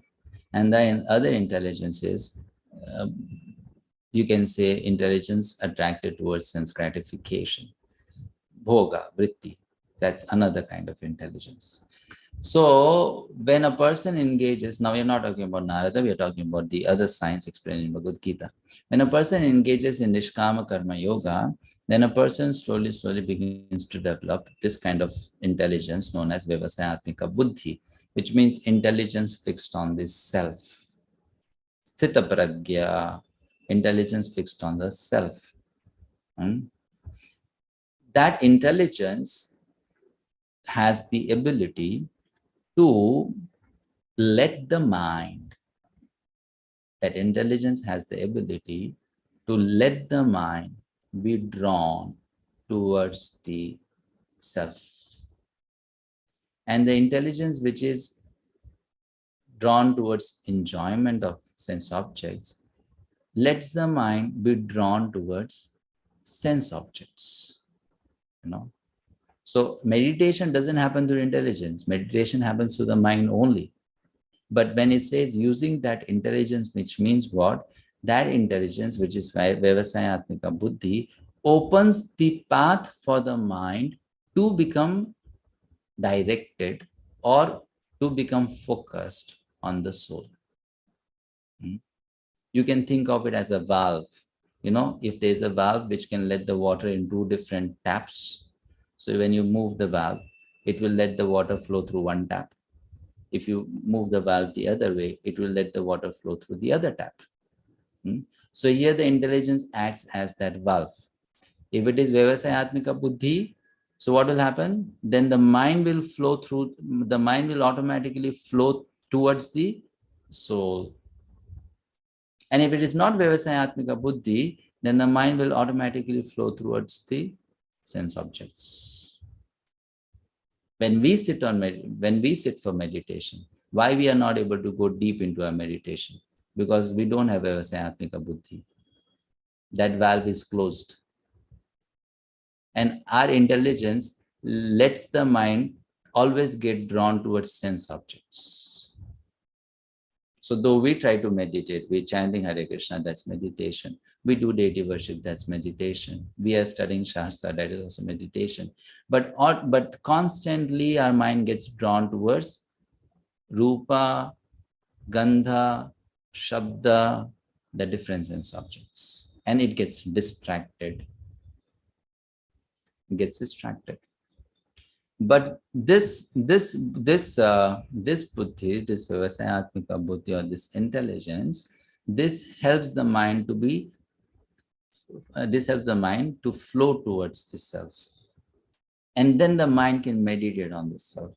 And once that meditation on the self has become deep, then that mind can go to the next level, which is meditate on the self of the self, which is called the super soul. Meditate on the self of this self, which is super soul. Now, how does this intelligence develop? So the answer is the answer to your question, Vrindavanila Mataji. This intelligence is given by Krishna. Dadami Buddhi Yogam Tam. He gives that intelligence. So for a devotee, what is the way of gaining this intelligence? We cannot gain this intelligence by the path that was taken up by Narad Muni, like walk through forests and caves, snakes and jackals, and develop that intelligence. We develop this intelligence by sincerely following the instructions of a bona fide spiritual master. By following the instructions of a bona fide spiritual master, he is happy. When he is happy, Krishna is happy. When Krishna is happy, Tesham Satadhyuktanam Vajatam Priti Purvakam Dadami Buddhi Yogam Tam. He will give that intelligence. And once we have that intelligence, then the valve is changed. Now, the mind will automatically be drawn towards the self. Otherwise, the mind will be drawn towards sense objects. Right? So this is how it functions here. The intelligence is drawn towards the self. He is able to meditate on the self using that intelligence. Sharing it again to read further. One should not meditate according to one's personal beams. One should know perfectly well from the authoritative sources of scriptures through the transparent medium of a bona fide spiritual master, and by proper use of one's trained intelligence for meditating upon the super soul. So this, when it says trained intelligence, which means what? This intelligence has been trained to keep the mind away from sense objects, dwelling within every living being. This consciousness is firmly developed by a devotee who has rendered loving service unto the Lord by carrying out the orders of the spiritual master. It's the same point Srila Prabhupada is writing here. Sri Naraji contacted bona fide spiritual master, served them sincerely, and got enlightenment rightly. Thus he began to meditate. Thus he began to meditate. He got the enlightenment. Dhyatascharanambhojam bhava nirjita chetasa outkandyashu kalakshasya hidyasin mishaner harihi. As soon as I began to meditate upon the lotus feet of the personality of Godhead, with my mind transformed in transcendental love, which means he is now at the stage of bhava, tears rolled down my eyes. And without delay, the personality of Godhead, Sri Krishna, appeared on the lotus of my heart. So yeah, we can understand actually when one is at that platform, then it doesn't take much time to see the form of Krishna. You sit down in meditation and just in a moment, Krishna will appear in your mind's eye, because the meditation is very intense, very deep. So it's not that that person will struggle and struggle and struggle and then be able to fix the mind. No, because the mind has been already so developed and intelligence so developed. As soon as one sits on meditation, like as soon as one says Krishna, Krishna will appear in front of the eyes. And one will be able to see that. Because the meditation is so pure. The mind is so pure. The senses are so pure. So as soon as he sat on meditation, he saw Krishna without delay on the lotus of his heart. The word bhav is significant here. This bhav stage is attained after one has transcendental affection for the Lord. The first initial stage is called Shraddha, or a liking for the Lord. And in order to increase that liking, one has to associate with pure devotees of the Lord. This is such an important point. We have to associate with pure devotees of the Lord. The third stage is to practice the prescribed rules and regulations of devotional service. This will dissipate all sorts of misgivings and remove all personal deficiencies that hamper progress in devotional service. Right? When all misgivings and personal deficiencies are removed, there is a standard faith in transcendental matter, and the taste for it increases in greater proportion. This leads to attraction, and after this there is bhav, or the prior stage of unalloyed love for God. All the above different stages are but different stages of development of transcendental love. Being so surcharged with transcendental love, there comes a strong feeling of separation, which leads to 8 different kinds of ecstasies. Tears from the eyes of a devotee is an automatic reaction, and because Sri Narad Muni in his previous birth attained that stage very quickly after his departure from home, it was quite possible for him to perceive the actual presence of the Lord, which he tangibly experienced by his developed spiritual senses without material tinge. Premati bhara nirbhinna pulakango tini vitaha ananda samplavelino na pashyam ubhayam mune. O Vyasadeva, at that time, being exceedingly overpowered by feelings of happiness, every part of my body became separately enlivened. Being absorbed in an ocean of ecstasy, I could not see both myself and the Lord. So he became so happy that every single limb you can imagine was actually jumping and dancing. Became so happy. So much of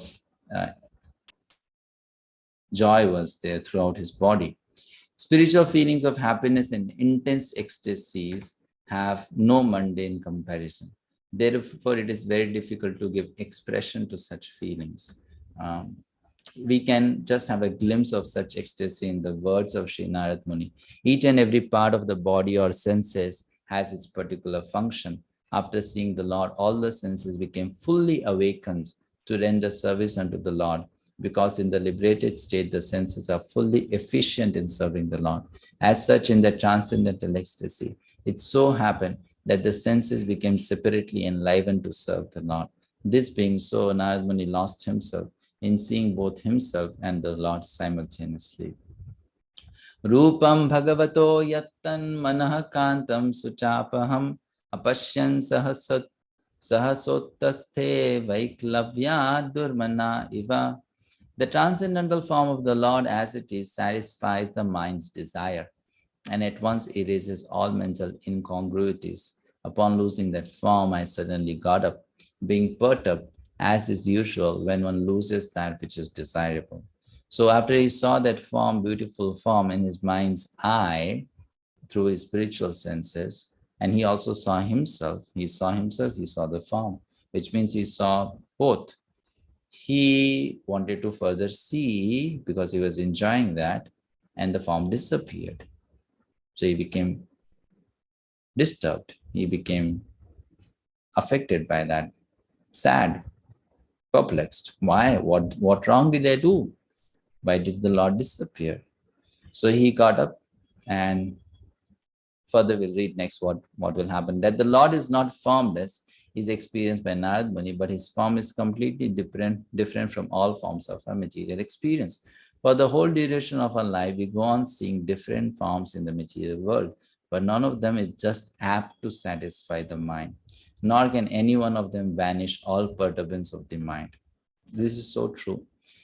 They can be the most beautiful girl in this world, but it's not true that a man can just watch her, and watch nothing and be satisfied, right? Or they can be the most handsome man in this world, and it's not going to happen that a lady will just watch him and say, I don't want to see anything else, right? Means nothing in this world can satisfy our minds, our eyes, or our ears. Nothing can satisfy. Only Krishna can do that. These are the special features of the transcendental form of the Lord, and one who has once seen that form is not satisfied with anything else.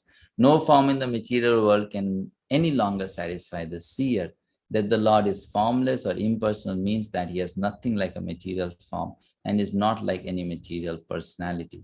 As spiritual beings having eternal relationships with that transcendental form of the Lord, we are life after life searching after that form of the Lord, and we are not satisfied by any other form of material appeasement.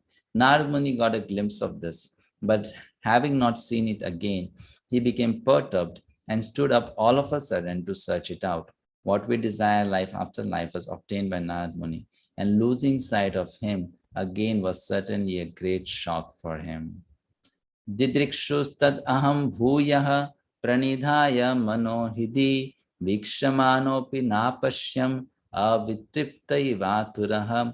I desire to see again that transcendental form of the Lord, but despite my attempts to concentrate upon the heart with eagerness to view the form again, I could not see him anymore, and thus dissatisfied, I was very much aggrieved. So you see, Narad, he applied his intelligence and he sat on meditation to see the Lord, and he saw. So it's like, you have to achieve some goal, you know the way, you try it out, and you are successful. So what you will do next time? You will try to do the same thing, because when I did it for the first time, I was successful. So second time I'll try, I'll be again successful. So Narad Muni again sat down in meditation, again used the same ways of meditating, but this time it did not work.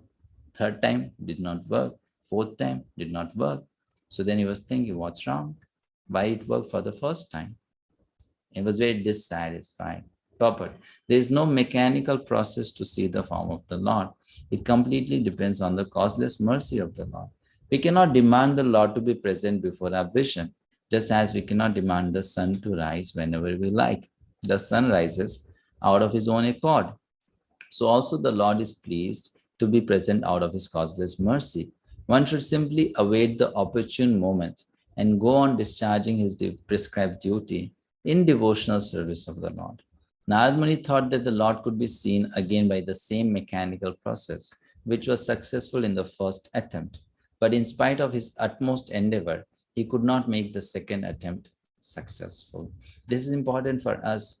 The instruction here for us is sometimes devotees, when they go to sit, go for chanting, or they want to study the books, or they want to do anything, they try to take a mechanical approach.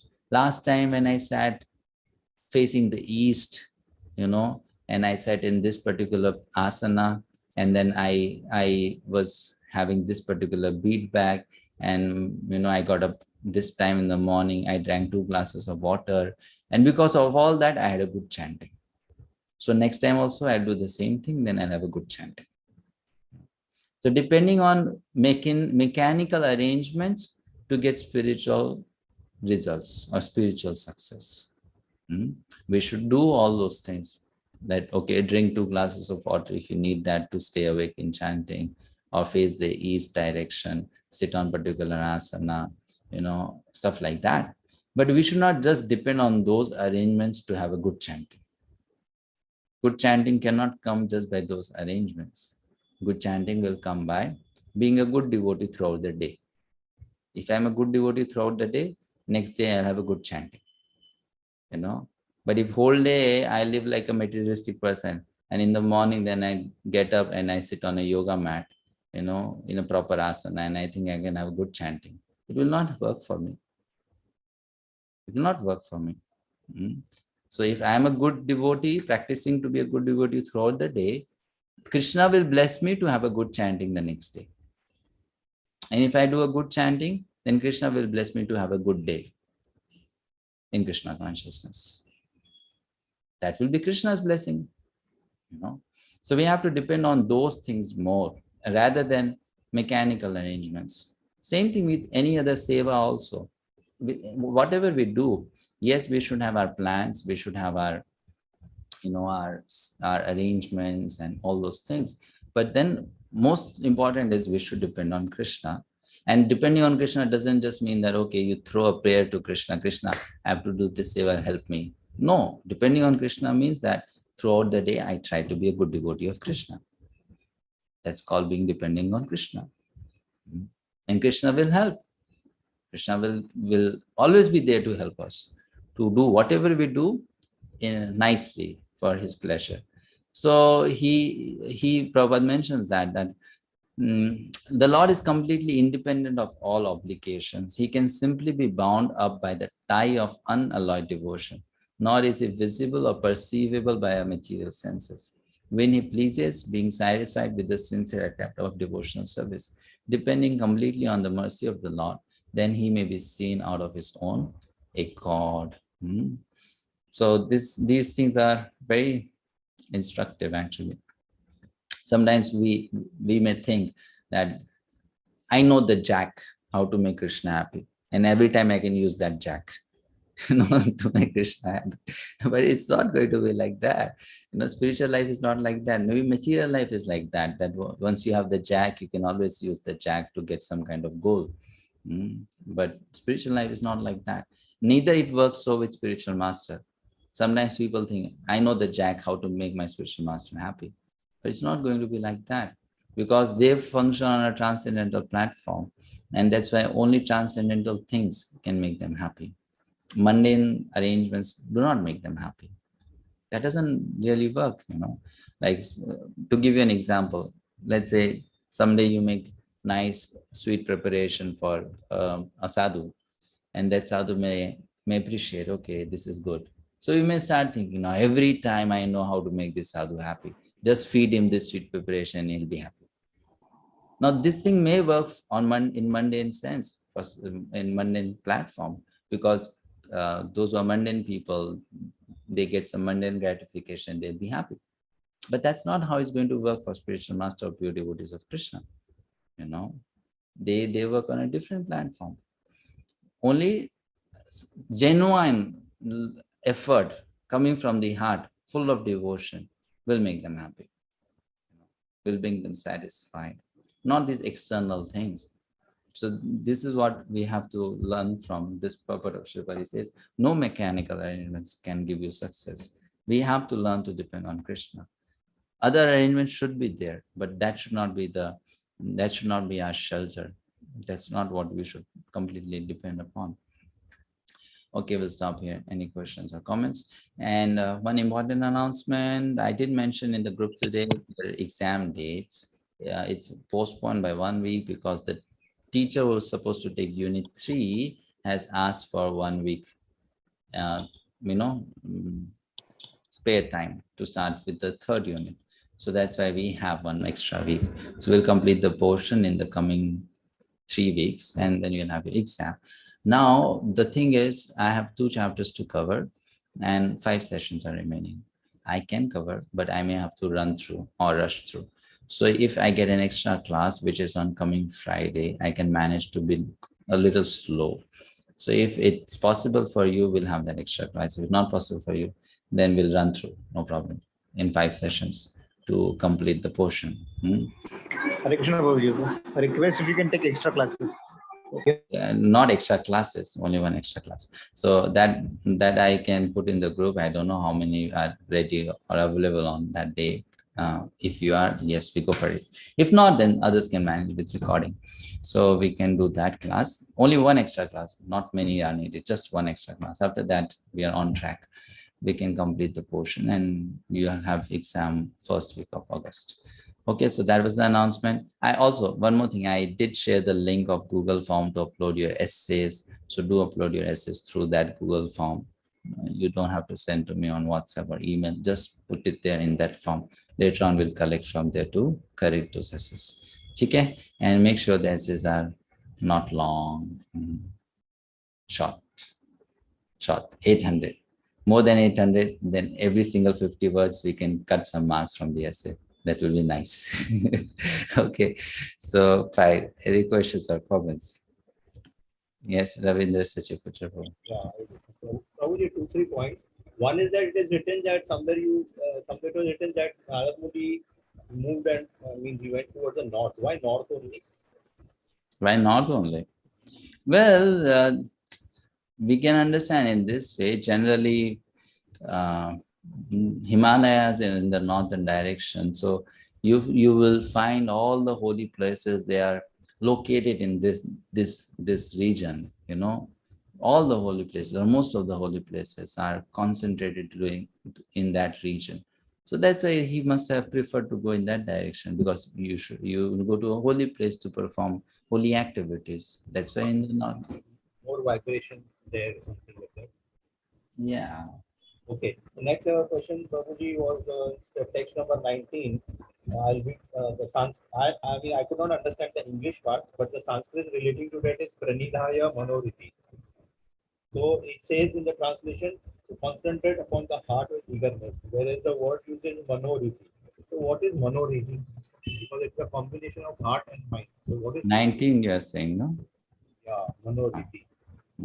So Manohridi, so he says, I desire to see again the transcendental form of the Lord, but despite my attempts to concentrate upon the heart with eagerness to view the form, and in the Sanskrit it is Didikshuhu tad aham bhuyaha pranidhaya manohridi. Pranidhaya means concentrated the mind.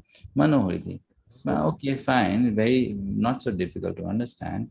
We have antaha karana. Antaha karana means internal space. So there is a heart which is inside that, not the organ heart, but the subtle heart.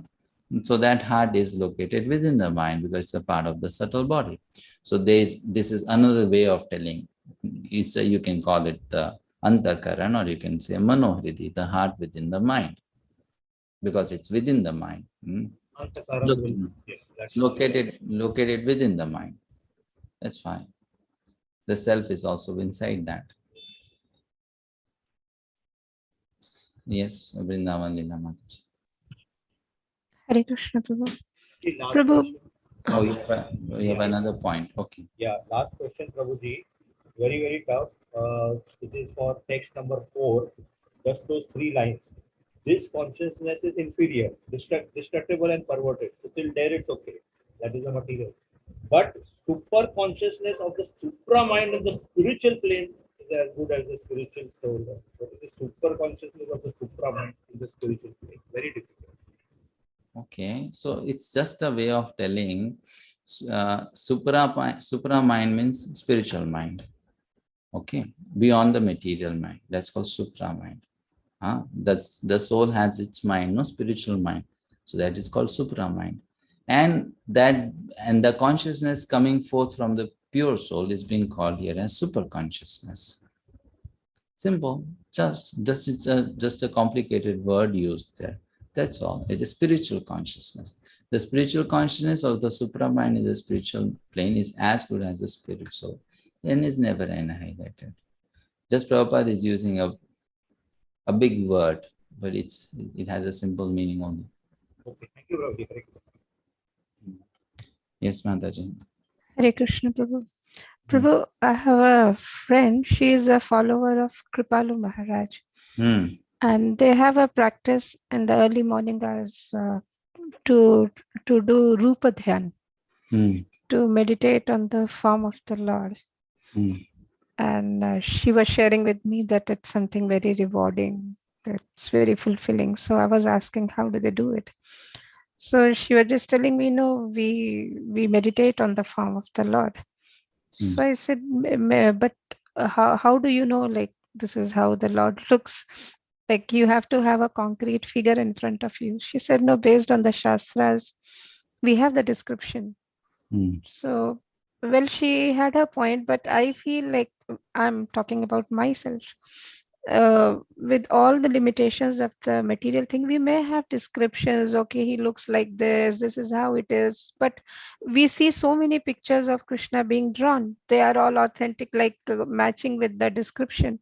But still, there is so much of variety. So how do we fix in, or how do we zero in on form? Because here also, like, there was a reference to meditation on the form of the Lord, and you said one can easily identify. So I was just trying to correlate the two and see, can you please throw some light on this? Then meditation on form will not happen so soon for us. It will only happen when our chanting has become quite deep, because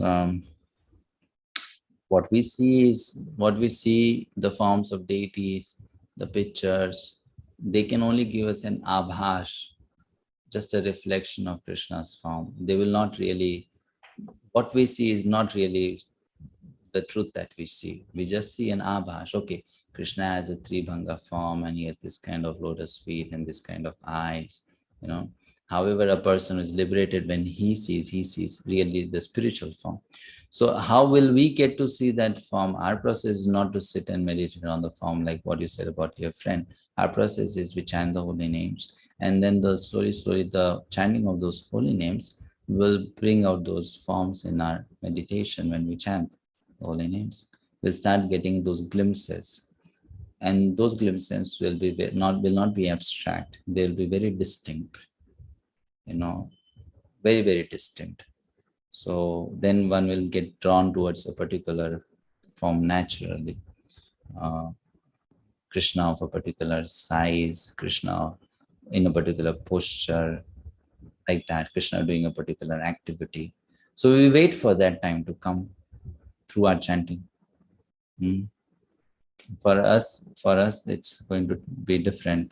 For them, it's different. I don't really, I mean, all respects to whatever they do, but I don't really consider, not me, many sadhus in Vrindavan don't consider them as bona fide followers of Vaishnavism. In Vrindavan, there are many sadhus from different schools, and they may have differences, but then they know, okay, this is a genuine sadhu belonging to a different school. However, when it comes to this particular person you mentioned, no one in Vrindavan accepts him as a bona fide sadhu. No genuine sadhu in Vrindavan accepts him as a bona fide sadhu. So the only thing is that this person, he read the writings of Gaudiya Vaishnava Acharya, so he was able to speak philosophy very well. if not just philosophy, he was speaking Gaudiya Vaishnava philosophy only. Many points would be taken from Vishwanath Chakravarti and others. But when it comes to his personal behavior and all this sadhana that he has proposed, Vrindavan sadhus don't take that as bona fide. So we understand that their process is not really. They may say it's very nice, but this is what even materialistic yogis say. Oh, we meditated, we got such nice vision, this, that. So people may say such things, but it is all mundane experience. They start assuming this is spiritual, but it's just mundane, It has to be a bona fide process. So Rupa Dhyan, what to speak of Rupa Dhyan? If you go to their temple in Vrindavan, where is deity in their temple? They don't do deity worship. They don't do deity worship. They just have put statues. That's all. People just go and look at those statues. It's like diorama. They don't have even the proper standard method of worship of Krishna. So what kind of Rupa Dhyan they are doing then? On which Rupa are they doing Dhyan? At least if you have a deity, you can say, I meditate on the deity which we worship. They don't even do deity worship. Raju Prabhu. Yeah, Hare Krishna Prabhuji. Since this is the story of Narad Muniji, Prabhuji, I have a lot of queries centered around him. So is he the son of Brahma, Narada? You see, when you're talking about Narada here, we're talking about his two different lives, no? One life is when he was born as a maidservant son. Then in the next life, which is the present life, which we are talking about, is he the son of Brahma. Okay. So that means here Narada is a person. It's not a position. Like we say Brahma is a position. Narada is not a position. Narada is a person. Narada is a person. But we say he is the son of Brahma and he has got all access, past travel to Vaikuntha. So that is the spiritual meaning world. The son of Brahma means what? He has appeared in this world through Brahma. Like for example, Prabhupada, in this particular life, he is the son of? Is the son of someone? No. Correct. Gaur Mohan Dey. Through him, he came to this world. Right. But he's at the same time, he's an eternal resident of spiritual world. So for someone who is an eternal resident of spiritual world, if that person is coming in the material world, he has to accept someone as a father, no? Okay. So like that, Narad Muni has accepted Brahma as a father. Okay. But then he has the access to spiritual worlds like Vaikuntha. And what's the problem in that? He has got that special benediction from Krishna. Okay. But Brahmaji, we see that he is still at the material platform. He doesn't have that access, right? That doesn't matter. It's not necessary that a pure devotee's father has to be a pure devotee like that particular person. Not necessary. Okay. And since Srimad-bhagavatam, this is all coming from Srimad-bhagavatam, and Srimad-bhagavatam is recited in all the universes. So there must be Narada in all the universes, or this is particular to our universe that we are? No, not necessary. There can be Narada in all the universes. There can be this one Narada traveling to all the universes. Right. Okay. Right. Just trying to get a perspective. Yeah. There can be one Narada expanding into 100 Naradas also. Right. Because those who are liberated souls, they can expand. So expanding as Narada 1 in this universe, Narada 2 in another universe, Narada 3 in another universe, Narada 4 in another universe. It's all possible. Right. And this story of Narada is from the previous Kalpa. That means the previous day of Brahma. Is that right? Story of him being the maidservant's son, right? Yeah. That is from the previous day of Brahma. Okay. There's no mention of what yuga that must have been. Satyug, Dwapar, Kalyug. Nothing like that is mentioned, right? Not mentioned.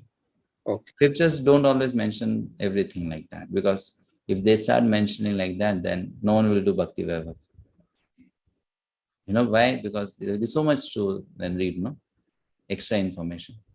Instead of 18,000 verses, there will be like 18 lakh verses in Srimad-bhagavatam if they start mentioning every single thing. Yeah, they say this is just an extract of the Srimad-bhagavatam, which is actually over 1 billion verses, isn't it? In the spiritual world. You can say so. Okay. Right. So Okay. information is given what is important, what is what is necessary. Otherwise, there is no dearth to keep on piling up things. So much could have been written by Vyasadeva. Okay, Narada got up at 3 a.m. in the morning, then he brushed his teeth, and then he went to the sages, and they were sitting in this direction, and the house had this shape, and all those things can be mentioned. But then, what's the point of giving all those details? And we also should not be eager to find out those details because that's of no use. Right? We should take the essence, the essential thing. And like once I mentioned this in the ISKCON disciple course I was taking recently. Once Prabhupada was describing about Dwarka to his disciples. And he was telling Dwarka was a perfectly organized city. So that disciple asked, Prabhupada, what was the sewage system in Dwarka? So, I mean, fine, you have your curiosity or inquisitiveness to know about it, but what's the point? What are you going to get to know about the sewage system in Dwarka? Definitely by studying sewage system, we are not going to go back to Godhead. So the scriptures only mention what is essential, what is really, really relevant. Otherwise, there is no end to keep on piling up with extra information. So this is not necessary for us to know whether it was Satya Yuga or Treta Yuga or Dwapar Yuga or Kali Yuga. That is not necessary. So it's not mentioned. If it was necessary, it would have been mentioned. Okay, Jitendra Prabhu. Last question. Huh? You are on mute, Prabhuji. Did you forget that you raised your hand? Okay, seems so. Or maybe you're already sleeping. Fine, thank you. See you on Thursday. Hare